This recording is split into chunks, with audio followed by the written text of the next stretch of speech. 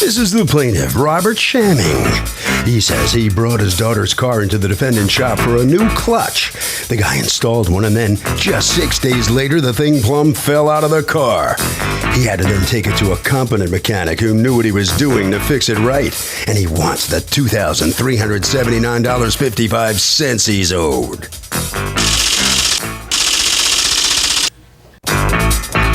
This is the defendant, Sean Laverty. He says the plaintiff is insane and actually stole the car off his lot once he repaired it. He has no idea what this lawsuit's about because a clutch can't fall out of a car. All he knows is he did a great repair job at a fair price, and he doesn't owe anybody anything. He's accused of being a shoddy mechanic. All parties, please raise your right hands. Welcome back to the People's Court. Next case in the docket, the plaintiff says he brought his car to the defendant's repair shop, and after leaving, the clutch fell out. The defendant says that just can't happen. It's the case of clutch player. Okay, Robert Shamming. Yes, you Your are suing Redline Automotive, a limited liability corporation represented here by the owner, Sean Laverty. Laverty. For $2,379.55. The money you paid him, the money you paid somebody else to allegedly fix his work, tow charges, and your lost wages coming here today. Tell me what's going on. Well, my daughter's vehicle was in need of a clutch. Are you the daughter? Okay. Yes. A clutch, a flywheel, and it was also time to get the timing belt changed. What kind of vehicle was this? It's a 2000 Volkswagen Beetle. Okay, and then what happens? We called the defendant to inquire how much he would charge, and he told us he can do the repairs for $850. Okay. So we felt comfortable bringing it to him. So the next day, I spoke to him, and he informed me that he ripped the car apart. It was, doing what needed to be done to repair it. Okay. It's my understanding or my belief then, at that point, he ordered the parts that were needed and realized how expensive German auto parts were, and comes back and says, oh, these parts are more than I thought they would be, so it's going to be more money than I thought. Okay. Now, your position at this point is what? Not that parts were more expensive than you thought, but that what? Well, when you do the clutch, there's no way, it's internal. There's no way of seeing a flywheel. You're replacing a clutch disc. So when you take the transmission out, like he said, I did call him back and let him know that the flywheel had been cracked. So you're saying the price went up because more was wrong? Correct. As opposed to that you had mispriced the parts. All right, so now go on. So what happens? He tells you the price has gone up to what? I don't realize how much the bill is until I arrive at the garage. Okay, and so when you go to pick it up, you were told by him or by his son? By his son. Is his son here? He was not there. Okay, come on up a second and stand next to your dad. All right, so you were told by his son that it is how much? He basically presents the bill, puts it in front of me, $1,300. Okay, now may I see the bill? What did he tell you needed doing, just the clutch? I never even spoke to him. I spoke to his wife on the phone. What did the wife tell you needed doing? The wife said it needed a clutch and a timing belt. Okay. And I did. And that's what you were quoting $850 for? Correct. Okay. Did your wife speak to him or did you speak to him? My wife did. Oh, well then you don't know what was said. All right, so this is the repair order they give you, and it said $1,300. Okay, so now you see the $1,300 bill and what happens? I see the $1,300 bill. I say that's not what I was quoted. Right. He wanted cash. We agreed on cash, so I brought enough money for the. I actually had $1,000 with me, and I said, I'm not paying $1,300. I'll pay $850.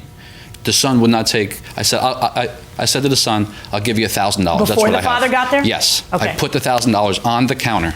Okay. Said, here it is. The Okay. son wouldn't take it, didn't want it. And then what happened? He calls the father comes down. Okay, and then what happens? We get into an argument over the amount, back and forth, back and forth. He calls the police. The police come down, here's his side, here's my side, and during the bickering back and forth, the defendant kind of throws up his arms and says, fine, I'll take $1,000. Okay. And if you see on the receipt that they have in front of you, Right. crosses off the $1,300, writes $1,000, and writes paid in full. Okay. And signs it. And then what happens? Then we leave. What did you write under 1 year disc? No what? I voided the warranty. No warrant. What does it say? Correct. No warranty, and then it has my initials. All right, so go on. So we leave. Again, the office. You're here because what? What ended up happening a few weeks later? Not even a few weeks. As we're driving home, I'm following my daughter. She's driving the car, I'm following my daughter. Car doesn't sound right. I don't know much about cars at all. So we drive it home. It makes it home, no problem. 6 days later, the car dies, won't shift into gear. It's about 60 days later. So you took it somewhere else and you paid $889 to get the car fixed. Correct. Can I see the paperwork from the other place that you get? Yes. But today you were here suing not just for that $889, to get the car repaired to the extent that you say that they were negligent in fixing it. You're also suing for the $1,000 back, which would mean that you got a brand spanking job for free. The rest of us have to pay, but you get it totally for free. Well, you realize that would be inappropriate, right? Okay. But if the car and you're also suing for the tow, $200 for a tow. Do you have a receipt for $200? It's also right there, ma'am. And then your lost wages, $290. What do you do for a living? Printing and event management. Okay, how are you going to prove to me that you lost $290 by coming here today? I guess I can't do that today. All right, talk to me, Mr.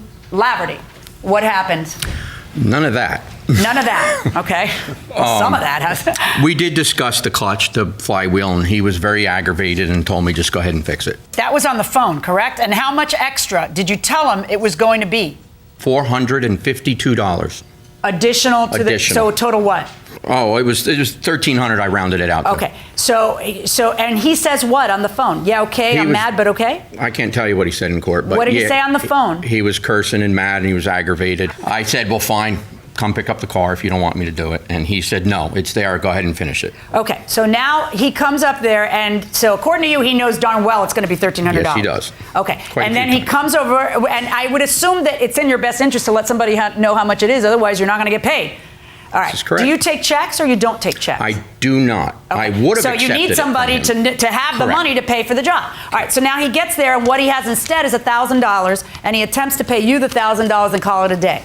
So when son calls you and says, we have a problem? Yes. Well, first off, he didn't offer $1,000. He said he wanted to pay the balance with a check. And Sean knows we don't take checks, so Sean had called me to ask if he can take the check, and I said no. I'll be down there. Let me come down here and take the car. And on the phone, he said he grabbed the money and he left. Tell me about that. Well, he had the money on the counter. He never really handed it, but it was on the counter. He was like this. I told him my father was on the way. He ran to the door, went like this to his daughter first, and took the money. He went like this? Yes. Mean to leave. Okay. And did what? And he took the money and ran to his truck. And took off. Yeah. So he just takes the money and the car. Basically. Correct. And then what happened? He called the police, and on my way to the shop, I spotted his daughter. It's a bright yellow beetle, sticks out like a sore thumb. And I pulled her over and asked her to come back to the shop. How'd you pull her over? I came up alongside her and I asked her to pull over. And did she? Yes, she did. She was very polite. And then what happened? She got on the phone. How come you don't tell me this part? What happened? She got on the phone with her dad, and I didn't hear what he was saying, but she was saying, he's just gonna chase me. He's just gonna chase me. So what do you think he was saying to her? Take off. How old is she? How old are you? 17. Okay. Oh my God. Go on. She was crying. I have a daughter too. So I had left. She came back to the shop, and I was standing outside the car. She was crying hysterically. He come barreling through the car and tried hitting me with his truck. Did she follow you back to the shop? Actually, no. I left and trusted her, and she came to the shop. And she did come back to the shop. And then what happened? She was hysterically crying in the car, and I was alongside the car talking to her, telling her, calm down, your dad. And then he came through Calm down, your dad what? Is coming back, because she said he was coming back. Okay. He came through the parking lot in a blue Ford Ranger, which he took off. My son took his license plate number down, and he almost hit me with his truck. Okay. Now, you have a witness to that, Yes, correct? I do. And is that the witness? Come on up. Okay. Now, do you work for him? No, I work at the gas station where the shop is located. Okay. And so you saw this going down? I saw him come in with his truck. You didn't know about any of the problems between, like the story that was just told in court, you didn't know about any of that. What was it you saw? I saw him coming with his truck. He came in pretty quick at Sean, and he almost hit him with his car, and then got out and things got heated. Let me ask you a question. Did you take off with the money in the car? I did, and my intent was... Why did you skip that part when you're telling me what happened? I don't know. It wasn't intentional. I found that hard to believe. Show me the receipt. Did you already hand up the receipt from the new people? I did. On September 24th? Yes. Talk to me about this and take a look at it. Have you seen this or no? I've never even heard about it. Did you tell your daughter just take off?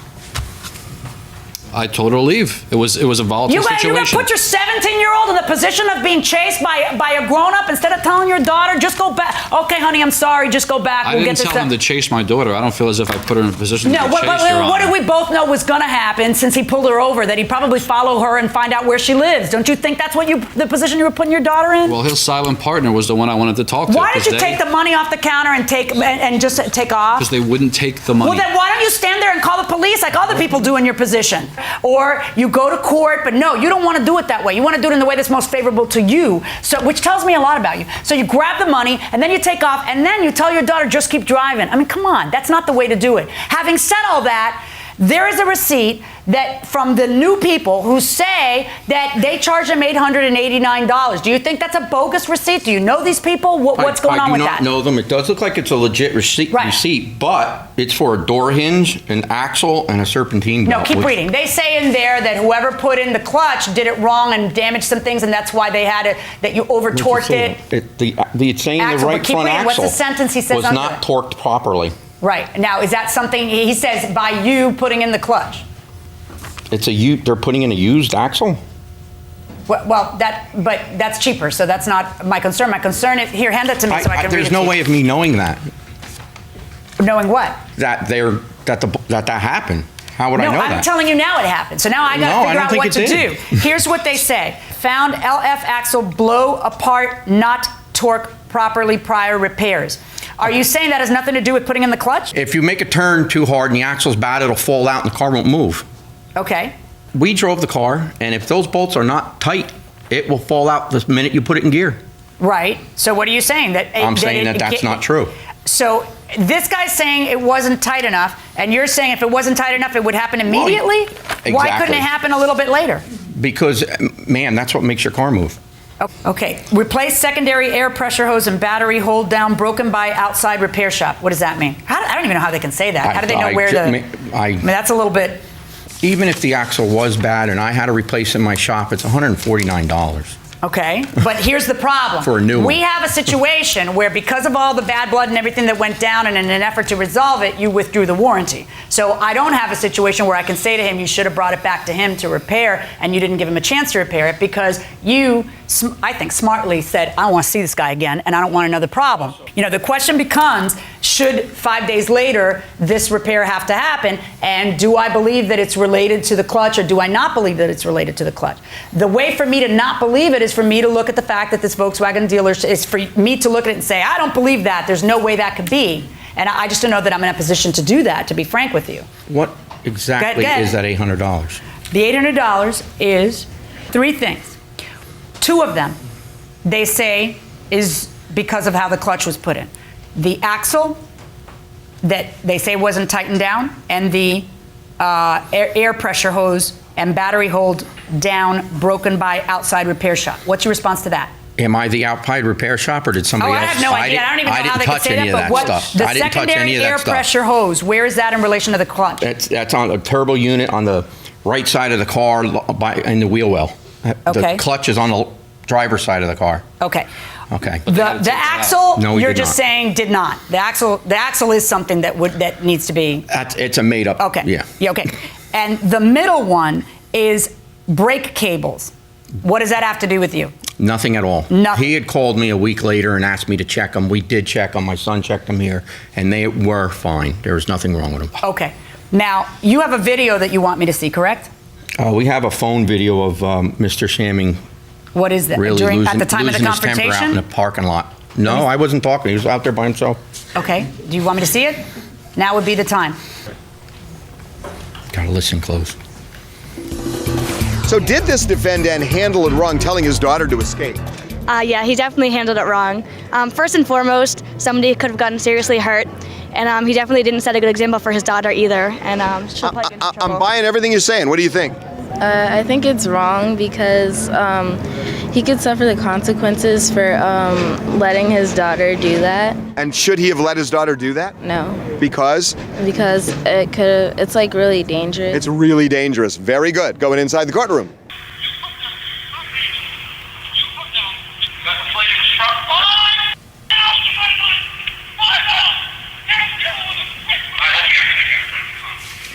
Who were you wigging out at? That was on a phone. That wasn't to them. What was that about?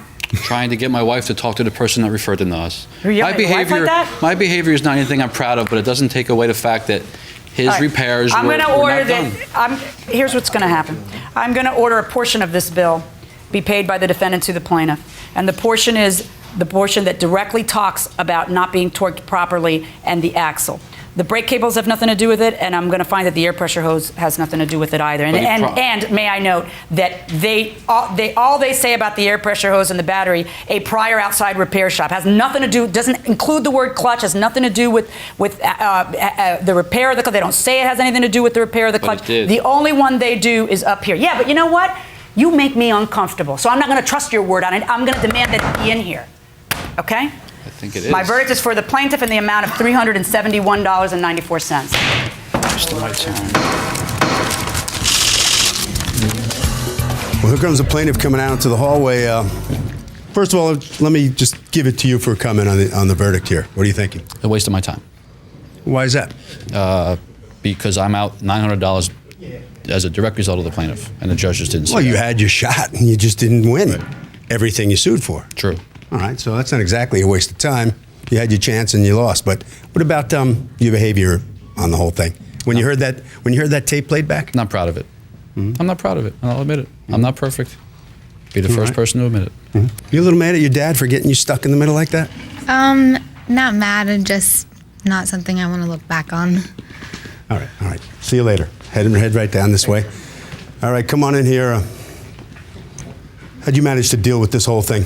It's insane. What are you, a cop pulling the girl over? Well, no, I want my money. He took off with my money. You want your money, but she's, someone's daughter. I was very polite. Really? That's why she wound up hysterically crying? Well, I think she was crying at her father on the phone. Had nothing to do, of him putting her in that position, which I would never do to my daughter. That kind of causes dads to get a little mad when their daughters get hysterical. Yep. Yeah. Not to run you over with a truck, though, or try to hit you with it. Harvey? Okay, Kurt, a lot of times if you have a real dispute and you are, legitimately saying, look, you're overcharging me, I'm not going to pay, and you leave or whatever, it's usually a civil matter. But if you literally know that you're going to skip out on a bill, you have no intention of paying, and you don't try to reason or resolve it, there is a crime called theft of services. It's actually a crime punishable by jail. So you really better think twice before you skip out on a bill.